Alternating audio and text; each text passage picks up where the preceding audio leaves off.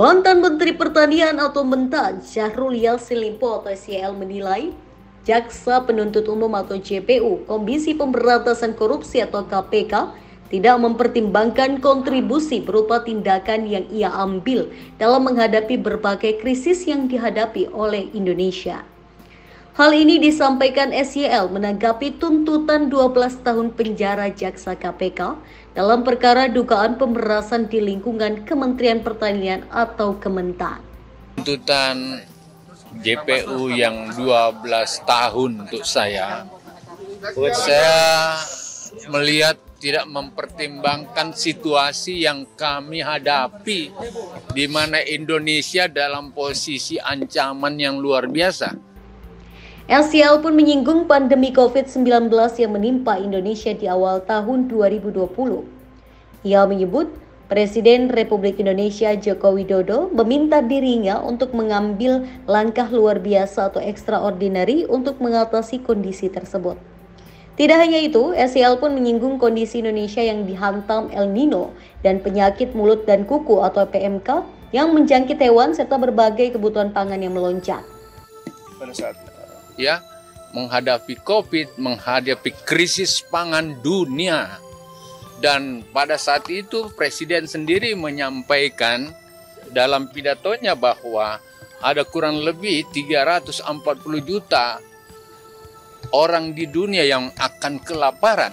Diminta untuk melakukan sebuah langkah extraordinary. Saya lihat ini semua tidak dipertimbangkan.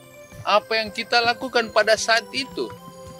Yang kedua, ada El Nino yang menghantam seluruh dunia.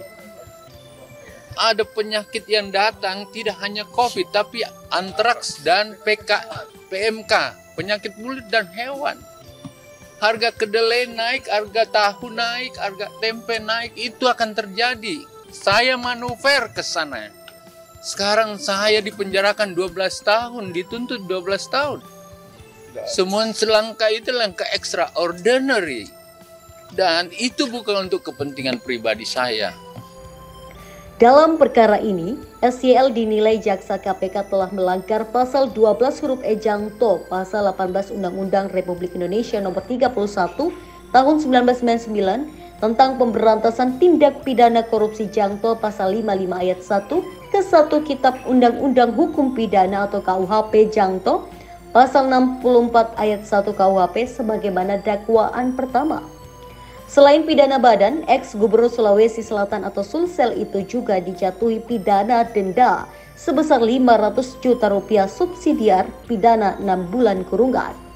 SYL turut dijatuhi pidana tambahan berupa pembayaran uang pengganti kepada negara sebesar 44.769.777.204 rupiah dan 30.000 dolar Amerika Serikat atau AS subsidiar 4 tahun kurungan.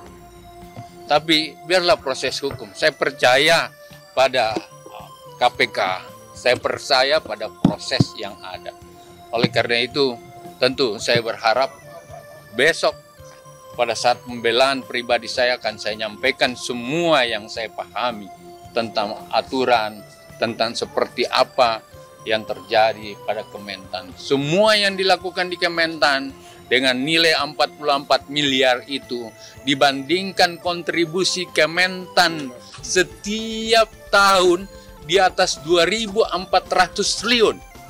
Di atas 2.400 triliun. Yang kau cari sama saya 44 miliar selama 4 tahun. Dan itu semua untuk sewa pesawat, sewa helikopter, itu pribadikah? Perjalanan dinas ke luar negeri itu pribadikah? Saya kira itu teman-teman pahami saya kalau saya agak menyampaikan seperti ini. Tidak niat. Kalau memang saya salah, saya siap bertanggung jawab.